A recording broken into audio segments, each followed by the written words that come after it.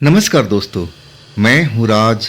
आप देख रहे हैं हाईवे 33।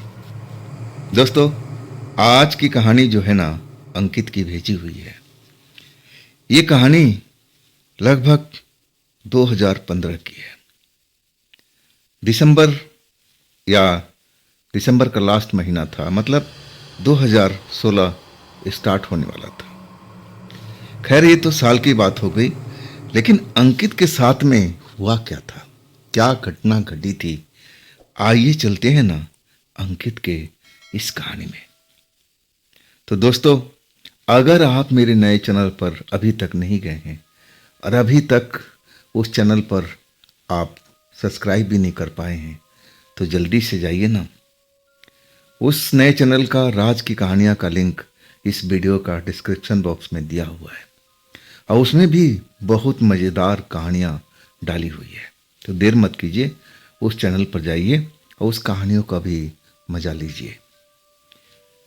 दोस्तों, मेरा नाम तो अंकित है और मैं रहने वाला उत्तर प्रदेश का लखनऊ के आसपास का। साल थी 2015। मैं व्हाइट आस करने वाला पेंटर, घर का सफेदी जो बोलते हैं, वो मैं करता था। अब मेरी उम्र लगभग 30 साल हो चुकी थी, लेकिन मेरी कोई प्रेमिका अभी तक बनी नहीं थी और ना कहा जाए तो मेरी शादी का कोई चर्चा भी हुआ था। 30 साल उम्र हो निकल चुकी थी। घर वाले जरूर मेरी फिक्रमंद थे कि इसकी शादी अब जैसे तैसे करा दिया जाए, लेकिन जो भी मुझे देखने आता, देखता तो दूर में हमारे जो गांव वाले थे, अब वो उनको पूरी जानकारी देते थे कि यार तुम किसके पास जा रहे हो शादी करने, बेवड़े के पास में? वो तो रात दिन नशे में टूट रहता है, क्यों अपनी लड़की की जिंदगी खराब करने जा रहे? आखिरकार वो रिश्ता चुटकियों में टूट जाता था, लेकिन मुझे कोई परवाह नहीं थी। एक तरह से मैं अब अपना नशेड़ी बन चुका था, नशे में ही अब चूर रहता था और महीना में 8 दिन 10 दिन ही काम करता था और बाकी दिनों तो अपने दोस्तों के साथ दारू के ठेके पर या आसपास के होटल पर बैठा मिलता था। जब तक मेरा पैसा खत्म ना हो जाए तब तक तो मैं अब काम पर जाता ही नहीं था। ऐसा ही मेरी सब कुछ चल रहा था उस टाइम में। अब 30 साल उम्र होने के बाद में अब मुझे भी लगने लगा था कि अब मेरी कोई शादी नहीं हो पाएगी और ना तो मेरी अभी तक कोई प्रेमिका बन पाई थी। लेकिन जो मेरी एक तरह से कहा जाना कि मेरी पहली प्रेमिका एक प्रेतनी बनी थी, एक चुड़ैल, आप आम भाषा में भूतनी भी कह सकते हो। तो ताजुब बिल्कुल नहीं हुआ हो मुझे पहली नज़र में उस लड़की से प्यार हो गया था जो वास्तव में इंसान थी ही नहीं। अब मुझ पर अब एक तरह से अपना कंट्रोल कर लिया था। ये कहानी जो है ना, मेरे मामा के घर के आसपास की है। जब मामा सब मेरे हालात जाने ना, तो उन्होंने मेरी दारू छुड़ाने की भरपूर कोशिश किया और मुझे लेकर के शहर में आ गए कि ना तू गांव में रहेगा, ना ऐसे दोस्तों से तेरा पाला पड़ेगा और ना तू दारू के नज़दीक जाएगा। लेकिन मामा जानते नहीं था कि मैं एक नंबर का पियक्कड़ हो चुका था। दारू के बगैर तो मुझे नींद भी नहीं आती थी। खैर, मामा जी भी समझ रहे थे कि लड़का मेरे पास में आ गया है। अब मामा जी खुद ठेकेदार थे बिल्डिंग का, अब बिल्डिंग का काम कराया करते थे और वो मेरे लिए काम ढूंढ ढूंढ करके देते थे कि चला जा अंकित, वहाँ पर पेंटर का काम है और वहाँ पर काम करके आ जा।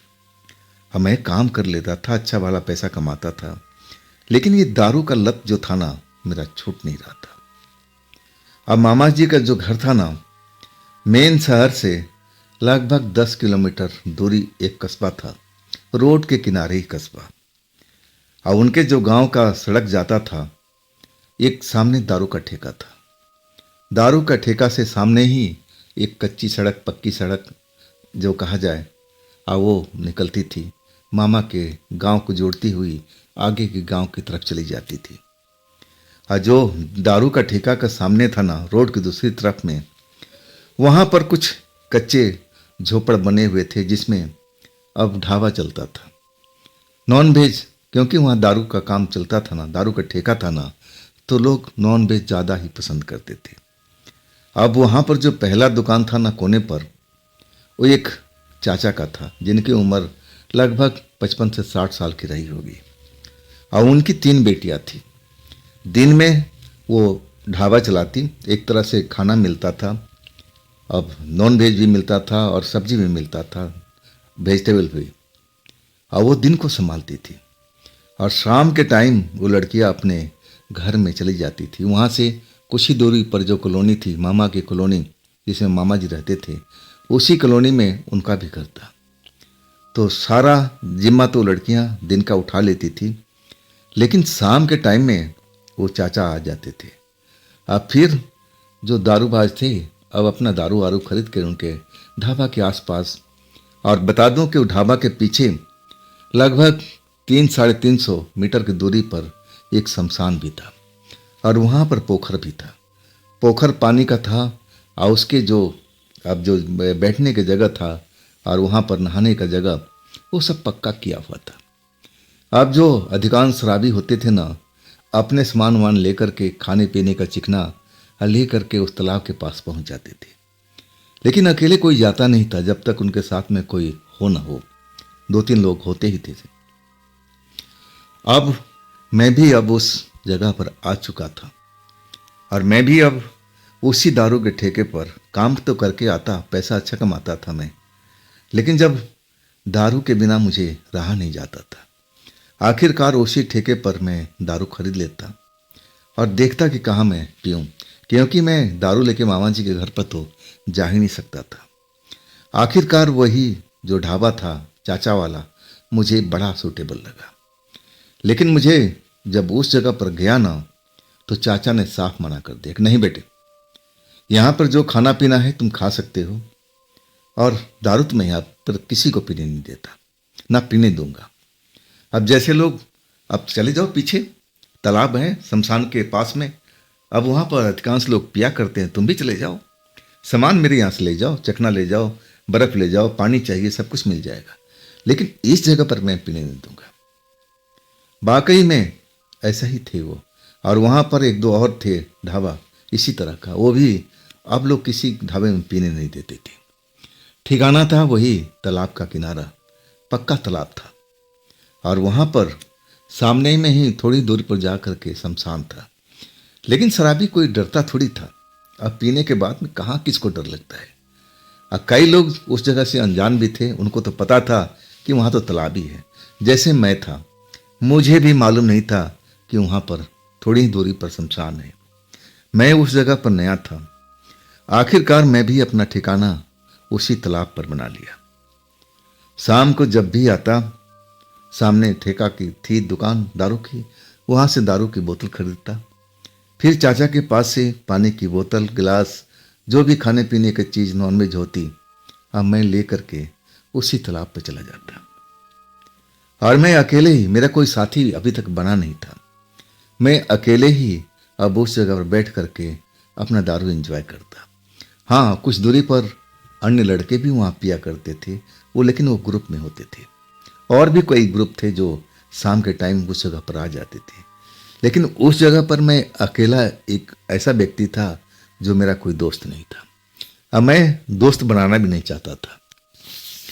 खैर, रोज मेरा यही नियम बन गया था। मैं 8 बजे के आसपास उस ठेके के पास पहुंच जाता था। अब फिर घंटा 1.5 घंटा मैं वहां लगाता, तालाब पर जाता, दारू सेवन करता, कुछ खाता पीता। अब फिर थोड़ी देर अब रुकता वहां पर तालाब पर, अब फिर अपने मामा के घर पहुंच जाता था। अब वहां पर छत पर कमरा बना हुआ था, और जिसकी सीढ़ियाँ बाहर से थी। अब मुझे खाने पीने का तो कोई मतलब ही नहीं होता था, ना सुबह में खाता था ना रात को। मैं तो अब एक तरह से सारा जो खाने पीने का जुगाड़ था मेरा होटल में होता था। अब मामा को भी पता था, मामी को और उनके परिवार के लोगों को भी, कि मैं अब इस जगह पर नाश्ता पानी कुछ भी नहीं करता।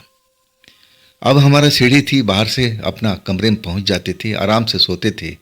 अब फिर सुबह जब नींद खुलती थी तो फ्रेश होकर के अब फिर अपने काम पर निकल जाते थे। पहला स्टॉपेज मेरा चाचा का ढाबा होता था। जहां पर सुबह सुबह वो तीनों लड़कियां आ जाया करती थी और उनके साथ मैं थोड़ा हंसी मजाक भी कर लेता था और वो भी मुझसे मजाक किया करती थी। और चाय पानी नाश्ता मैं वहीं करता और फिर मैं शहर की तरफ निकल लेता। जहाँ का काम होता मैं वहाँ चला जाता। आखिरकार ऐसा करते करते लगभग महीना दिन बीत चुका था। अब वाकई में मैं पहले से दारू पर बहुत कंट्रोल कर लिया था। अब तो सिर्फ रात के टाइम मैं पिया करता था, वो भी तालाब के पास में जा करके और फिर वहाँ से अपने घर निकल जाया करता था। महीना दिन बीत चुका था और वो जनवरी का महीना था, लास्ट नहीं दिसंबर का महीना था। वो जनवरी स्टार्ट होने वाली थी कुछ दिनों में, या 29-30 तारीख ऐसा ही था। मुझे अच्छी तरह से याद है, नया साल आने वाला था। अब तो वहाँ पर ठेके पर बहुत ही चहल पहल रहती थी। रात के टाइम में 8 बजे के आसपास जब भी जाता था, और रोज की तरह मैं अपना दारू लिया, चखना फकना लिया, पानी की बोतल गिलास ले लेकर के मैं तालाब पर पहुंच गया। लेकिन आज शीतलहर काफ़ी थी, ठंड था, लेकिन मैं पूरा जैकेट में था और मुझे तो अब बड़ा आनंद आ रहा था। दारू के साथ ठंडी का मज़ा ही कुछ अलग है। लेकिन अब वहाँ पर जो दारू पीने वाले लोग थे ना, उस तालाब के पास बिल्कुल मुझे कोई दिखाई नहीं दे रहा था। एकदम तालाब का किनारा पूरा का पूरा खाली था। मैं इकलौता ऐसा शख्स था जो मैं वहाँ पर बैठा हुआ था। और आज मैं लेट भी आया था, 9-9:30 बजे के आसपास में आया था। और इसके बाद जो मैं पीने बैठा ना, तो 1-1.5 घंटा तो मुझे लगता ही था। कब रात के 11 बज गए मुझे पता ही नहीं चला। बोतल पूरी की पूरी ख़त्म कर लेता था। खाने पीने के बाद मैं अब पूरी तरह से फिट था। जैसे ही चलने के हुआ ना, तालाब से उठने के हुआ, तो मुझे एक लड़की अब तालाब की तरफ आती दिखाई दी। लड़की का पहनावा देख करके और उसकी कद काठी देख करके मुझे एहसास हुआ कि ये तो चाचा की तीनों लड़कियां में से एक है, ये बीच वाली है। वैसे ही उसका अब कद काठी था, पहनावा भी वैसे ही था, वैसे ही कपड़े पहनती थी और खुले हुए बाल उसके भी थे। वो तालाब के पास ना जाने क्यों आ रही थी। अब मैं नशे में तो जरूर था, लेकिन मेरा तो रोज का एक तरह से हैबिट था। जब मैं उसको देखा ना, तो मैं थोड़ा सोच में पड़ गया कि ये कॉलोनी से निकल करके अगर इसको कोई काम था तो अपने ढाबा पर जाती, अपने पिता के पास में। लेकिन ये तालाब के किनारे क्यों आ रही है? क्या है यहाँ आने का मतलब, क्या है मकसद, क्या है? मैं थोड़ा उसको देखने लगा, एक तरह से निगरानी करने लगा कि जा कहाँ रही है। मुझे तो अंदाजा लग गया था कि ये चाचा की तीनों बेटियां में से बीच वाली है। जो भी मैं कपड़ा लत्ता पहनावा सब देखा था, अब तो 100% पता लग गया था, लेकिन चेहरा मैं साफ देख नहीं पाया था। जब वो तालाब के किनारे पानी के पास पहुंच गई ना, तो वहां पर भी अब पक्का सीढ़ियां बना हुआ था। एक सीढ़ी के पास पहुंच गई, उस सीढ़ी के पास जाकर के बैठ गई। मैं तो ऊपर था, पानी नीचे था। अब मैं कुछ देर तक तो देखता रहा कि ये लड़की यहां पर आकर के अकेले तालाब के पानी के पास क्यों बैठ गई है, क्या इसका इरादा है, क्या हुआ इसके साथ में। मुझसे रहा नहीं गया। हालांकि मैं चला जा सकता था अपने घर पर, लेकिन ना जाने क्यों उस लड़की पर मुझे दया आई। चल के पूछना चाहिए, आखिर ये अकेले में यहाँ क्यों बैठी है, क्या इसके साथ में कोई बातचीत हुआ है, घर में कोई झगड़ा झंझट तो नहीं हुआ। मुझे इसी बात का डर था। मैं धीरे धीरे सीढ़ियां उतरता गया और जब उस सीढ़िया पर पहुंच गया जहां पर वो लड़की बैठी थी ना, तो मैं पीछे अब जाके खड़ा हो गया। हाँ, मैं अब उसका नाम तो जानता नहीं था, इतना हाँ नज़दीकी दोस्ती तो थी नहीं कभी। हंसी मजाक जरूर हुआ करती थी सुबह नाश्ते के टाइम में। और सरसरी निगाह में देखते हुए मैंने आवाज दे दिया, अरे सुनो, तुम तो चाचा की बेटी हो ना, इस वक्त तुम यहां पर क्या कर रही हो? जैसे ही मैं बोला ना, वो उठ करके खड़ी हो गई। अब मेरी तरफ मुड़ करके देखने लगी। चांद की रोशनी आसमान पर थी और स्पष्ट अब मुझे उसका चेहरा नजर आ रहा था। अब कद काठी तो अब चाचा की बेटी की तरह थी, लेकिन वो चाचा की बेटी नहीं थी। कद काठी मिलती जुलती थी, पहनावा बिल्कुल मिलता जुलता था, बाल भी लगभग वैसे ही थे, लेकिन चेहरा बड़ा अलग था। उससे ज़्यादा खूबसूरत थी। अब सबसे खूबसूरत उसकी आंखें थी, बड़ी बड़ी मोटी मोटी, जो मुझे निहार रही थी। तब मैं जब देखा कि अरे ये तो चाचा की बेटी नहीं ना, तो मैं एकदम थोड़ा सा बौखला गया था कि मैंने किसी अनजान लड़की को आकर के टोक दिया। भला इससे मुझे क्या लेना देना। अब फिर मैं मुड़ करके जाने लगा कि देखिए मुझसे गलती हो गई, मैं तो चाचा की बेटी समझ करके आ गया था। हाँ, तब वो पहली बार बोली कि कहाँ जा कहाँ रहे हो, बैठो, आओ मेरे पास में बैठो, बात क्या है, इस जगह पर इस वक्त में क्या कर रहे हो। मैं अब क्या बताऊं कि मैं दारूबाज हूं, यहां दारू पीने के लिए रोज बैठता हूं, आज लेट हो चुकी है। मैं बस झूठ बोला कि मैं अपने काम से लौट रहा था। हाँ, तब मैंने आपको तालाब के अंदर जाते हुए देखा, तो मैं सोचा कि चाचा की बेटियां जो सामने होटल है उनका, उनमें से एक है बीच वाली, वैसे ही कदकाठी आपकी लगी। चलिए माफ कीजिएगा, मुझे पहचानने में गलती हो गई। हाँ, तब तक लड़की हंसने लगी। हाँ, कहने लगी क्या उस लड़की से ज्यादा प्यार क्या है, प्यार है क्या। अब मैं शर्मा गया था। कहने लगे नहीं नहीं, ऐसी कोई बात नहीं है, मेरी तो आज तक किसी से दोस्ती तक नहीं है, तो प्यार तो दूर की बात है। तब वो लड़की मेरे नजदीक आ गई और मुझे घूर घूर के देखते हुए कहने लगी ऐसा क्या है कि आज तक तुम्हें किसी से प्यार नहीं हुआ। मैं बोला कि मेरा नसीब ही कुछ ऐसा है जी, आज तक मुझे किसी लड़की से दोस्ती भी नहीं हुई, प्यार तो दूर की बात है, और यहाँ तक मेरे शादी के रिश्ते भी आते हैं ना, वो टूट जाते हैं। वो लोग मुझे शादी कोई करना ही नहीं चाहता, ना जाने ऐसी क्या बात है। लड़की और नजदीक आ गई थी, कहने लगी देखने में तो स्मार्ट देखते हो, सुंदर देखते हो, कद काठी भी अच्छी है, काम क्या करते हो। मैंने बोला जी पेंटर हूं मैं, दीवारों को पेंट करता हूं। तब वो लड़की और मेरे को घूर घूर कर देखने लगी। हाँ, कहने लगी फिर तो तुम्हारे पास में ऐसा कुछ पैसे की कमी भी नहीं होगी, तो आखिर तुम्हारी शादी क्यों नहीं हो रही है। हाँ, तुमने आज तक किसी लड़की को दोस्त क्यों नहीं बनाया। मैं कहने लगा कि आपको क्या बताऊंगे, मैं जब बोलूंगा ना तो आप हंस पड़ेंगे। हाँ, तब वो लड़की मेरा हाथ पकड़ लिया और मुझे जबरदस्ती बिठाने लगी सीढ़ियों पर। कहने लगी 2 मिनट बैठो ना, चले जाना घर, रात तो अपनी ही है ना, अब रात में जाकर क्या करना है, सोना ही तो है आपको, चलो मेरे साथ बैठो, अब थोड़ा हम बातचीत करते हैं, मैं भी अकेले हूँ। तब मैंने उससे पूछा कि आप इस जगह पर क्यों आई हैं, आपका घर कहाँ पर है। तब वो लड़की कहने लगी बस थोड़ी ही दूरी पर मेरा घर है, अब नई कॉलोनी बनी है ना, थोड़ी ही दूरी पर, और उसी कॉलोनी में मेरा पहला ही मकान है। तब तो मैं जान चुका था कि ये नई कॉलोनी वाली लड़की है, लेकिन ये आई यहाँ पर क्यों है, मैं पूछने लगा। तब कहने लगी कि देखो क्या बताऊं, मैं भी तुम्हारी तरह उदास रहा करती हूँ, मेरा भी आज तक कोई ना मित्र बना है, ना मैं किसी से प्यार करी हूं, और शादी तो दूर की बात रही। अब तो मैं समझ गया था कि जैसा हाल मेरा है अब वैसा ही लड़की का है, लेकिन लड़की तो इतनी सुंदर है, जो भी लड़का एक बार देखे वो तो मोहित हो जाएगा, भला इस लड़की को कैसे नकार सकता है। मैं ऐसा ही सब उसके बारे में सोच रहा था।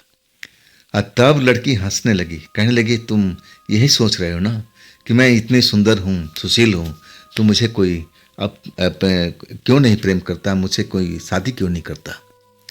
मैंने बोला हाँ जी, यही मैं सोच रहा था। तब लड़की कहने लगी इसमें मेरा कोई कसूर नहीं है, मेरे जो पिता है ना, अब वो जल्दी शादी करना नहीं चाहते, और लड़कों से तो उनको खास करके नफरत है, मुझे अब घर से बाहर जाने भी नहीं देते, ज़्यादातर मैं उनकी निगरानी में रहती हूँ। अब मुझे तो मौका ही नहीं मिलता किसी लड़की से दोस्ती करने का। उनका इरादा क्या है मुझे आज तक पता नहीं है, क्यों मुझ पर इतना बंदिश लगा के रखते हैं। मैं जब उस लड़की का व्यथा समझा ना, तो मैं अब सोचने लगा था कि ऐसा इसके फादर कैसे हो सकता है। अब ये सुंदर सुशील लड़की है, ना तो इसको किसी लड़के से मिलने देता है, और चलो ठीक है नहीं मिलने दे अलग बात है, लेकिन अब लड़की तो सियानी हो चुकी है, कम से कम इसका शादी ब्याह करके इसको घर तो भेज दे, इतना तो कर ही सकता है। खैर इनके पर्सनल मैटर था, मैं उसमें पढ़ना भी नहीं चाहता था। आखिरकार हम कुछ देर तक बैठे रहे, मेरे बारे में पूछती रही। अब मैं तो उसके बारे में थोड़ा बहुत जान ही चुका था। और तब वो लड़की कहने लगी कि क्या अब जाने की इरादा है या फिर यहीं रात गुजारना है। अब वो इतनी सुंदर लड़की अब मुझसे दोस्ती कर रही थी, तो मैं भला कैसे अपने घर जाऊं। घर पर जाकर के अब तो मुझे सोना ही था। मैं मुस्कुरा के कहने लगा कि जी आप कहेंगी तो मैं सारी रात रुक जाऊंगा। मैं दिल खड़ा करके बोला। मुझे लगा कि लड़की जरूर नाराज हो जाएगी, लेकिन वो नाराज नहीं हुई और मुस्कुराते हुए कहने लगी कि बैठो ना, फिर इतनी जल्दी कहाँ जाओगे, आओ मेरे साथ हम बात करें। अब फिर वो बातों का सिलसिला शुरू होते होते आखिरकार प्यार में बदल चुका था।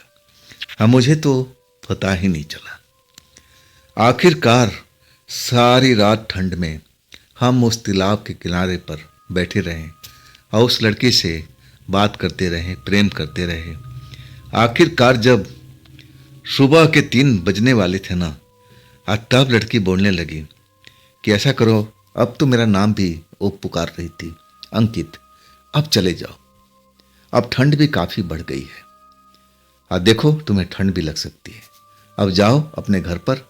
हाँ, कल हम फिर मिलेंगे ना, इसी वक्त पर मैं आऊँगी, तुम मेरा इंतज़ार करना। अगर थोड़ा बहुत मैं लेट भी हो जाऊँ ना, कि जब तक पापा सोते नहीं है मैं घर से निकलती नहीं। मैं उसका अब समझ चुका था कि वो अपने पापा से बहुत डरती है। जब तक पापा उसके सोएंगे नहीं, घर से निकलेगी नहीं। उस रात में बहुत खुश था। घर तो मैं दौड़ते दौड़ते कब पहुंच गया था मुझे पता ही नहीं चला। मैं अपने कमरे में आकर के आराम से लेट गया और जब तक नींद नहीं लगी उसी लड़की के बारे में सोचता रहा कि कितनी खूबसूरत लड़की है, काश मैं इससे शादी कर पाऊं। क्या इसका बाप मेरे से शादी करा सकता है? मैं यही सब सोच रहा था। अब फिर मैं अपने मन को एक तरह से अब समझाने लगा कि पहले इस लड़की से अच्छी तरह घुल मिल जाए। प्यार तो हो ही चुका है, लेकिन थोड़ा और वक्त मुझे देना चाहिए और तब मैं उस लड़की से बोलूँगा कि अगर तुम मुझसे प्यार करती हो तो शादी भी कर लो, देखते हैं क्या कहती हो। मैं नींद में आ चुका था। सुबह जब आँख खुली तो मामा जी की आवाज़ आ रही थी। 8 बज चुके थे और मामा जी मुझे जगा रहे थे। अंकित, अंकित, काम पर नहीं जाना है क्या? 8 बज चुका है, लेट हो जाओगे। तब मैं फड़फड़ाता हुआ उठा। अब मैं नहाए धोया और इसके बाद कपड़े बदले और सीधा भागते हुए अब उस जगह पर पहुंच गया जहां पर मैं रोज चाचा के ढाबा पर नाश्ता करता था, चाय पीता था और वहीं से कोई साधन पकड़ता था और सीधा शहर में आ जाता था। आज जब मैं रात को लौटा ना तो आज जल्दी आ गया था, 9 बजे के आसपास में। और लड़की बोली थी कि मैं 11 बजे के आसपास अब तालाब पर आऊँगी। अब तो मुझे इंतज़ार करना था। अब चाचा के पास सारा सामान लेकर के बैठ गया था कि चलो थोड़ी सी और रात हो जाए और तब तालाब के पास में चलेंगे। चाचा अपने ग्राहकों में व्यस्त थे। जब सारे ग्राहक निपट गए तब वो मेरा नाम भी जान चुके थे। कहने लगे, अंकित बेटा, क्या बात है, आज मेरी दुकान पर बैठे हो, क्या किसी का इंतजार है क्या? मैं कहने लगा, हाँ चाचा, एक नया नया दोस्त बना है और वो थोड़ा लेट आने वाला है। इसके बाद हम लोग तालाब पर चले जाएंगे और एंजॉय करेंगे। चाचा मुस्कुराते हुए कहने लगे कि देख बेटा, ज़्यादा देर तालाब पर मत रहना, वो तालाब रात के टाइम कुछ अलग हो जाता है। मुस्कुराते हुए चाचा बोले। मैं उनकी मतलब समझ नहीं पाया था उस रात को। मैं भी मुस्कुरा के जवाब दिया कि जब दोस्त में साथ में दोस्त होता है ना, तब मुझे कहीं पर भी डर नहीं लगता चाचा। और आखिरकार चाचा फिर ग्राहक आ गया था, उसको संभालने में लग गए थे। बात वहीं पर ख़त्म हो गई। अब मैं ज़्यादा देर वहाँ पर बैठना भी नहीं चाहता था कि चाचा कोई ना कोई सवाल पूछेंगे। इसके बाद मैं तालाब पर आ गया था और वहाँ पर ठंड का अभी भी मौसम चल रहा था। ठंडी का शीतलहर बह रही थी, लेकिन 2 लोग बैठे हुए अब वहाँ पर अपना प्रोग्राम कर रहे थे, दारू पी रहे थे, कुछ खा पी रहे थे और मैं उनके नज़दीक ही जा कर के बैठ गया। तब उन्होंने मुझे अकेले देखा ना तो मुझे अपने पास ही बुला लिया। आओ पार्टनर, इधर आ जाओ, अकेले क्यों बैठे होगे, साथ में पीते हैं, कंपनी भी मिलती रहेगी आपस में। तो मैं भी चला गया। इसके बाद उन्हीं के साथ में हमारी पेकड़ी शुरू हो गई थी और बातों बातों में अभी चर्चा तालाब पर आ गया था। उनका भी मानना था कि देखो, ज़्यादा देर तक रात में इस तालाब के पास में रुकना नहीं चाहिए। तब मैं नशे में था और कहने लगा, ऐसा क्या है तालाब में? मेरी नज़र में तो तालाब बिल्कुल सही है। तब उनमें से एक कहने लगा कि बाबू, तुम लगता है इस जगह पर नए हो।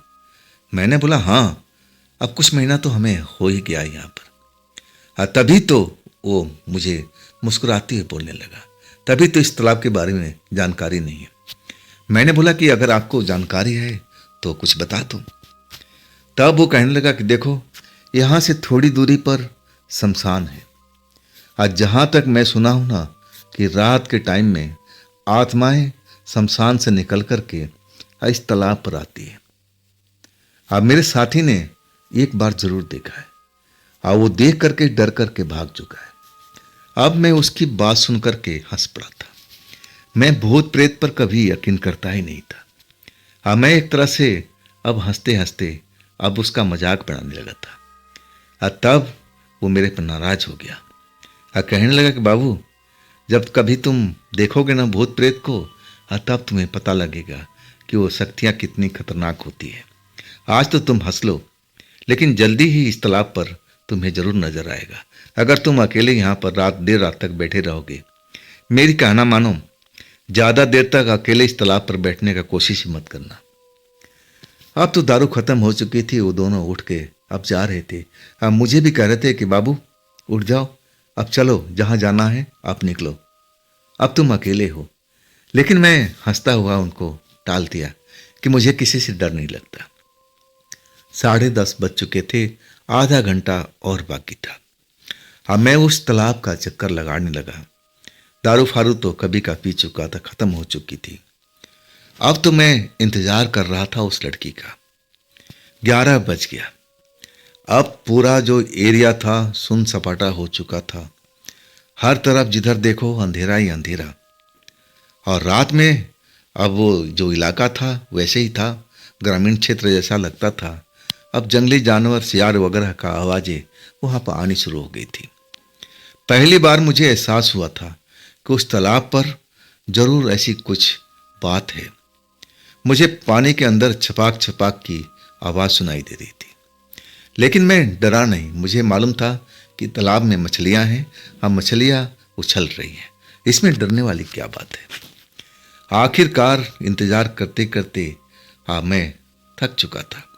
मुझे लगने लगा कि उस लड़की का पिता शायद सोया नहीं होगा, अभी जागा होगा, तभी वो लड़की नहीं आ रही है। मुझे और इंतजार कर लेना चाहिए। 11:30 जब बज गया ना, तब वो लड़की, जहाँ से लोग बताते थे कि श्मशान है उधर से ही आती मुझे दिखाई दी।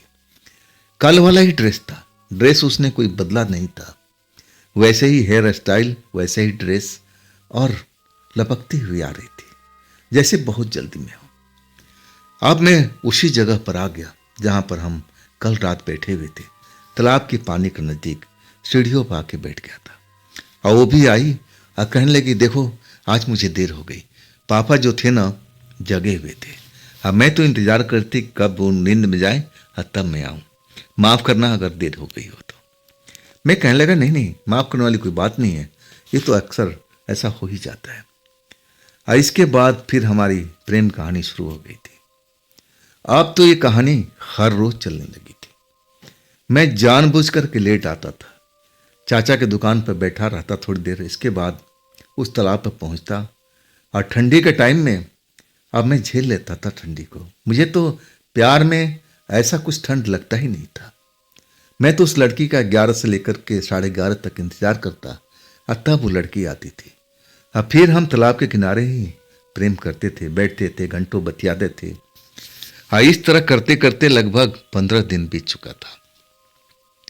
अब उस दिन मेरे पास में कोई काम नहीं था, मैं खाली था। अब 2 दिन के पास में मेरे पास में कोई काम आने वाला था। अब तो मुझे कहीं जाना नहीं था। सुबह मैं जल्दी नहीं उठा। आखिरकार 8:30 बजे के आसपास मेरे जो मामा जी थे मेरा नाम लेकर के बुलाने लगे कि अंकित बेटा नीचे आओ, नीचे आओ। तब मैं अपने आप को सही ढंग के कपड़े पहनते हुए तब मैं नीचे भागा। आज दिन में पहली बार मामा जी का दर्शन हो रहा था और वो भी मुझे देख रहे थे। जब मामा जी ने मुझे देखा ना तब वो चौंक गए।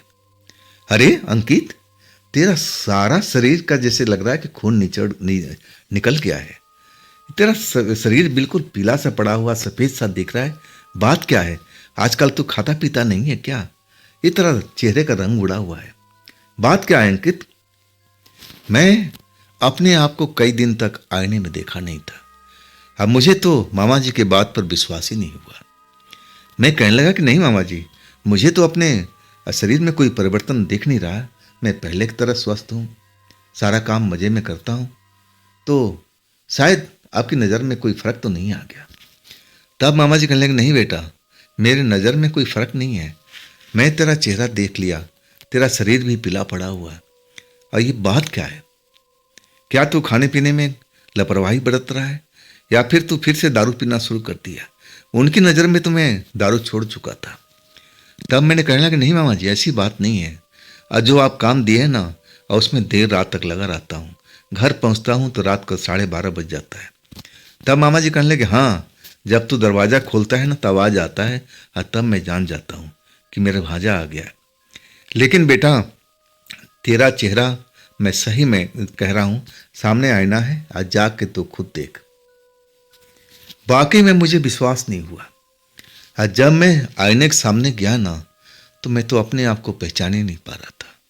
मेरी आंखों के नीचे अब गड्ढे से बंधे हुए काले गड्ढे और दोनों आंखों पर। अब वाकई में जैसे मामा जी बता रहे थे ना, मेरा चेहरा बिल्कुल पीला सा पड़ा हुआ था, जैसे मेरे शरीर का सारा खून अब निकल चुका है। ऐसा कैसे हो गया भाई? मैं खाना पीना वक्त पर खाता था, उसमें कोई लापरवाही बरतता नहीं था। और तब मामा जी कहने लगे, देख लिया अंकित, अब तो मान गया ना कि तेरे साथ में कुछ ना कुछ हुआ है। चल, आज तेरे पास भी वक्त है, काम तो है नहीं, चल तेरे को डॉक्टर को दिखा दो। मामा जी के पास में स्कूटर हुआ करती थी और वो मुझे जबरदस्ती स्कूटर पर बिठा लिए। चल, मैं तुझे शहर ले चलता हूँ और चेकअप करवा देता हूँ। अब मामा जी का आदेश तो पालन करना ही था। मैं शहर पहुँच गया। डॉक्टर ने मुझे देखा और खून टेस्ट किया। अब कहने लगा कि मैं अब शाम तक रिपोर्ट आएगी, लेकिन अगर आपको अर्जेंट चाहिए तो पैसा ज़्यादा लगेगा और मैं जल्दी रिपोर्ट निकलवा दूंगा। मामा जी को बोलेंगे, जल्दी आप निकलवा दो। अब कुछ घंटा हमें ज़रूर इंतज़ार करना पड़ा। इधर उधर हम मामा जी के साथ घूमते रहे। अब उनको कई पार्टियों से मिलना भी था। जब वो वापसी आए तो रिपोर्ट आ चुका था। रिपोर्ट बिल्कुल क्लियर था, मुझे कोई बीमारी नहीं थी। अब वो डॉक्टर भी हैरान था और मेरे मामा जी भी। अब मामा जी इतनी आसानी से मेरे पीछा नहीं छोड़ने वाले थे। अब वो सोच में डूब गए थे। उनको लगा कि जरूर मेरे साथ में कुछ हुआ है और तभी मेरा शरीर पीला पड़ा है। जब डॉक्टर के रिपोर्ट में कुछ नहीं निकला ना तो उनके माथे पर चिंता की रेखाएं मैं देख रहा था। अब वो सोच रहे थे। फिर मुझे स्कूटर पर बिठाया और चल पड़े। मैं मामा जी से पूछ भी नहीं सकता था कि आप कहाँ चल रहे हैं। आखिरकार वो शहर की दूसरी तरफ निकल गए थे। अब उस साइड में जहाँ पर अब ग्रामीण क्षेत्र शुरू हो गया था। अब फिर कच्चे पक्के मकान आ गए थे और एक कच्चे मकान के पास में स्कूटर रोक दिया। मैं भी उतर गया। अब मैं मामा से इतना पूछ नहीं सकता था कि मामा जी, हम लोग यहाँ पर किस लिए आए थे। मैं बहुत डरता था। आखिरकार आप जो मामा आवाज़ लगाने लगे, जो दरवाज़ा था कि तांत्रिक बाबा बाहर निकलिए, और तब मुझे पहली बार एहसास हुआ कि हम एक तांत्रिक के दरवाजे पा चुके हैं। क्या मेरे साथ में कोई अब तंत्र मंत्र का काम होगा क्या? अब मैं मामा जी से क्या बोलूं? डरता था। तांत्रिक बाबा निकले तो मैं देख करके हैरान रह गया। 65 साल के थे, जैसे हड्डियों का ढांचा, एकदम कमजोर शरीर था, सफ़ेद बाल, सफ़ेद दाढ़ी। और मामा जी को शायद जानने वाले थे। वो एक दूसरे का हाल चाल पूछते रहे। अब फिर मामा जी ने मेरी तरफ इशारा किया कि ये मेरा भांजा है, आप जरा इसका शरीर चेक करके बताइए कि इसके साथ कोई ऊपरी शक्ति का कोई बात तो नहीं है। इसका शरीर पीला पड़ चुका है और खाता पीता भी है, तो खाता पीता शरीर ऐसा थोड़ी होता है। मैं इसका मेडिकल भी करा लिया, चेकअप भी करा लिया, उसमें कुछ नहीं निकला। आप जरा चेक करके बताइए। अब वो मामा जी के जानने वाले थे, मुझे अब बुलाया कि बेटे इधर आ जाओ। दरवाजे के बाहर ही अब छोटे से स्टूल अब लेकर के आए हुए थे और उस पर हम सब लोग बैठ गए थे, एक एक स्टूल सब सब। अब इसके बाद मैं भी एक स्टूल पर बैठ गया था और वो मेरे नज़दीक स्टूल अपना करके अब मेरी आंखों में देखने लगे। आंखों में देखे, अब फिर सर का हर नाखून वगैरह निरीक्षण करने लगे। आंखों के पुतलियां बार बार देख रहे थे। अब फिर मामा जी के हाथ पकड़ करके दूर चले गए और वो लोग 10 मिनट तक आपस में बात करते रहे। हाँ, वो आवाज़ मुझे सुनाई नहीं पड़ी, लेकिन मन जो था ना बेचैन हो गया था। मुझे लगा कि जरूर मेरे साथ में कुछ बात है और तभी तो तांत्रिक बाबा अब मामा जी को अकेले में बता रहे हैं। क्या बता रहे हैं? मैं तो सुनने के लिए बहुत कोशिश कर रहा था, लेकिन बहुत धीमी आवाज़ थी, मैं समझ ही नहीं पा रहा था। आखिरकार मामा जी और तांत्रिक अब हमारे पास में आए और तब मामा जी कहने लगे कि अंकित, सही बताना, तू कितने बजे शहर से निकलता है काम खत्म करके? अब तो मैं समझ गया था कि मेरी चोरी पकड़ी गई है। क्या ये तांत्रिक बाबा सब कुछ पता लगा लिए हैं क्या जो मैं करता हूं? तो ऐसा मैंने कौन सा गुनाह कर दिया है? मैं अपना महिला दोस्त से, लड़की से बात करता हूँ, मेरी दोस्ती है, मैं उससे प्रेम करता हूँ। अब इसके अलावा तो मैं कुछ करता नहीं हूँ, दारू जरूर पीता हूँ, लेकिन इसमें भूत प्रेत वाली बात क्या है? मामा का हर एक सवाल का जवाब देता रहा। अब मैं दारू वाली लड़की वाली बात को छिपा गया था कि मामा थोड़ा मैं ज़्यादा ही काम करता हूँ और इसके बाद में जब घर लौटता है तो आपको पता ही लगता होगा। मामा कहने लगे कि तू किसी लड़की से मिला है आज से 15 दिन 20 दिन पहले। तब मुझे झटका लगा। मैं अब मामा की तरफ देखने लगा, आंखें शर्म से नीचे झुक गई। अब मुझे समझ में नहीं आ रहा था कि मामा जी को कैसे पता चला, ये मुझसे ऐसा सवाल क्यों पूछ रहे। बाबा जी मुझसे, ये मामा जी थे ना, बार बार मुझसे पूछ रहे थे कि अंकित शर्मा मत, ना घबरा, मैं तुझे डांट नहीं रहा हूं, तेरे फायदे के लिए पूछ रहा हूं। क्या फिलहाल इन दिनों में किसी लड़की से तेरी दोस्ती हुई है? सच बताना, तेरी जिंदगी मौत का सवाल है। वास्तव में मुझे ऐसा डर लगा ना कि मैं कांप गया था मामा जी की बात सुन करके कि ऐसा मैंने क्या कर दिया जहां मुझे जिंदगी मौत की बात बता रहे मामा जी। मैंने ऐसा कौन सा गुनाह कर दिया? मैं बता नहीं रहा था, लेकिन मामा जी बहुत जीते थे। वो जानते थे कि मैं कैसे बोलने वाला था। मुझे अपनी बातों में लपेटने लगे और उस लपेटे में मैं आ चुका था। आखिरकार मुझे कबूल करना पड़ा कि हाँ, तालाब के किनारे नई कॉलोनी की लड़की से रात को मैं मिलता हूं, उससे मेरी दोस्ती हो चुकी है।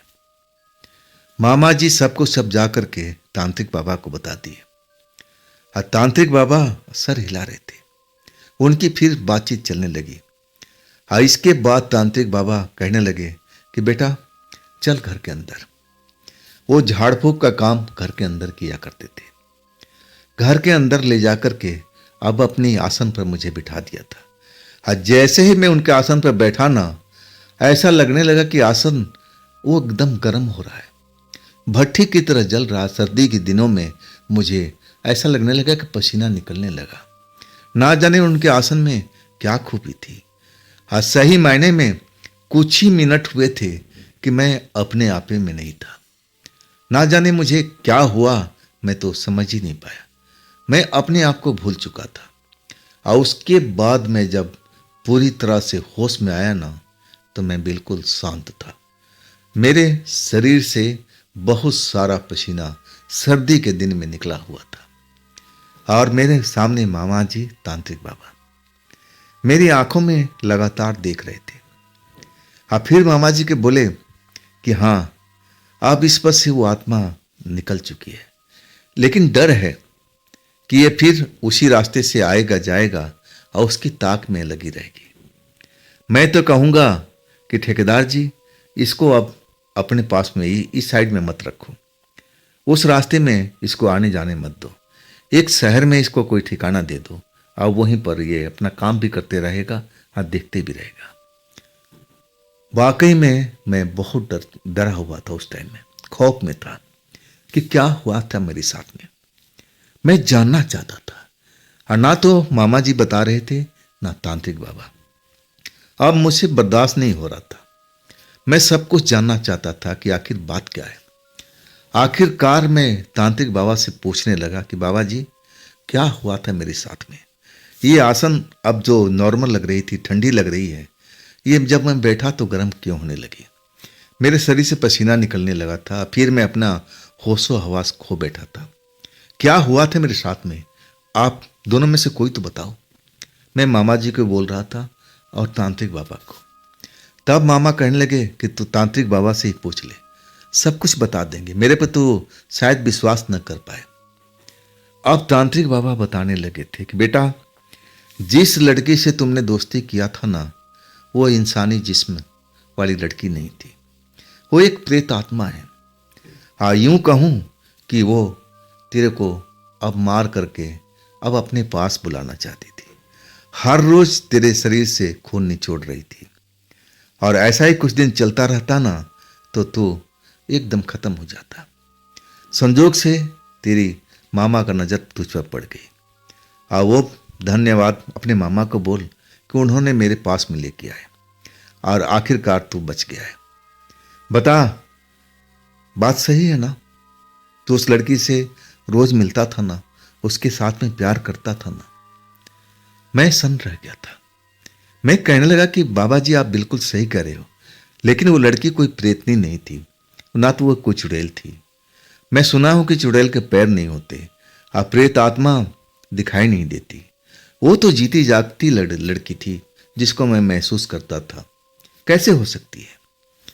तब बाबा, तांत्रिक बाबा कहने लगे कि बेटा, वो बहुत अपना रूप बदल सकती है, जो चाहे बन सकती है।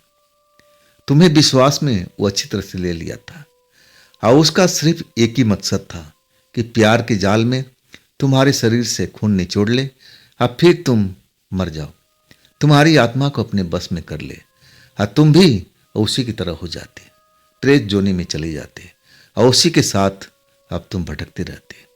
वही तो चाहती थी। जब मैं सुना ना तो मुझे चक्कर सा आ गया था कि क्या मैं जो प्यार भी किया, पहला प्यार तो एक भूतनी से। मैं डर गया था, लेकिन तांत्रिक बाबा मुझे समझाने लगे कि बेटा, अब डरने की बात नहीं है। मैं सब कुछ तेरे मामा से बता दिया हूं कि क्या उपाय करना है। हाँ, तुम्हारे फिराक में जरूर रहेगी। अब मैं तो यूं कहूंगा बेटा कि तू मामा जी का घर का इलाका ही छोड़ दे, अब शहर में अपना बसेरा कर ले। अब वाकई में मैं इतने खौफ में था ना कि मैं तो कुछ उस समय में सोच समझ भी नहीं सकता था। अब तो सब कुछ मामा जी कर रहे थे। आखिरकार आप मुझे एक शहर में किराए का घर दे दिया था और कहने लगे बेटा, बस यहीं पर रह, यहीं पर खा पी और अपना काम यहीं से कर। और इसके बाद में मैं पूरी तरह से स्वस्थ हो गया था, लेकिन वक्त लगा था। अब फिर एक शादी भी लड़की देख करके मामा जी ने मेरी शादी उसी शहर में करा दिया था। लेकिन वो कहानी मैं आज तक भूलता नहीं हूं। ये घटना 2015 की है और ये 2024 है। आप समझ सकते हैं कि कितने साल बीते होंगे, लेकिन ये जो घटना है ना, मेरे जहन में आज भी ताजा है। हंसता मुस्कुराता उस लड़की का चेहरा एक नॉर्मल लड़की की तरह लगता था। कहीं से मुझे नहीं लगता था कि वो प्रेत आत्मा है या फिर कोई प्रेतनी है। जरा भी मुझे महसूस नहीं हुआ, ना उसने मुझे महसूस होने दिया। तो दोस्तों, ये थी आज की घटना अंकित जी का। अगर आपके साथ में ऐसे कुछ हुआ है तो आप मुझे अब व्हाट्सएप नंबर पर या मेरे इंस्टाग्राम अकाउंट पर आप भेज सकते हो। और दोस्तों, ये भी चैनल आप ही का है, तो इसको भी अपना प्यार दीजिए, लाइक कीजिए, सब्सक्राइब कीजिए, शेयर कीजिए। और फिर हम मिलते हैं अगले रोज एक नई घटना, एक नई कहानी में, इसी चैनल पर, इसी टाइम पर। आप लोग अपना ख्याल रखिएगा। नमस्कार।